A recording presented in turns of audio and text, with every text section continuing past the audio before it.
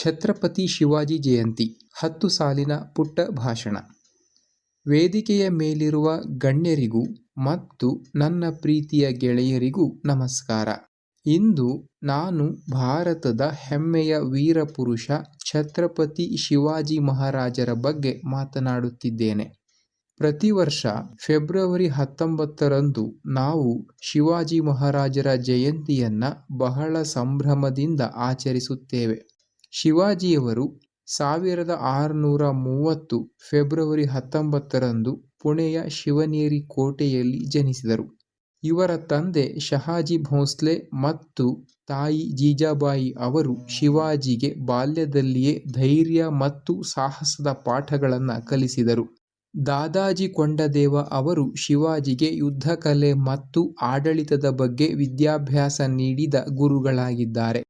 ಇವರು ಕೇವಲ 16ನೇ ವಯಸ್ಸಿನಲ್ಲಿಯೇ ಸ್ವರಾಜ್ಯ ಕಟ್ಟುವ ಪ್ರತಿಜ್ಞೆ ಮಾಡಿ ತೋರಣಗಢವನ್ನು ಗೆದ್ದರು. ಶಿವಾಜಿಯವರು ಶತ್ರುಗಳನ್ನು ಸೋಲಿಸಲು ಗೆರಿಲ್ಲಾ ಎಂಬ ವಿಶೇಷ ಯುದ್ಧತಂತ್ರವನ್ನು ಬಳಸುತ್ತಿದ್ದರು. ಶಿವಾಜಿ ಮಹಾರಾಜರು ರೈತರನ್ನು ಮತ್ತು ಬಡವರನ್ನು ಪ್ರೀತಿಯಿಂದ ರಕ್ಷಿಸುವ ಜನಪರ ಆಡಳಿತವನ್ನು ನೀಡಿದರು. ಸ್ತ್ರೀಯರಿಗೆ ಗೌರವ ನೀಡುವುದು ಮತ್ತು ಎಲ್ಲ ಧರ್ಮಗಳನ್ನು ಸಮಾನವಾಗಿ ಕಾಣುವುದು ಅವರ ಶ್ರೇಷ್ಠ ಗುಣವಾಗಿತ್ತು.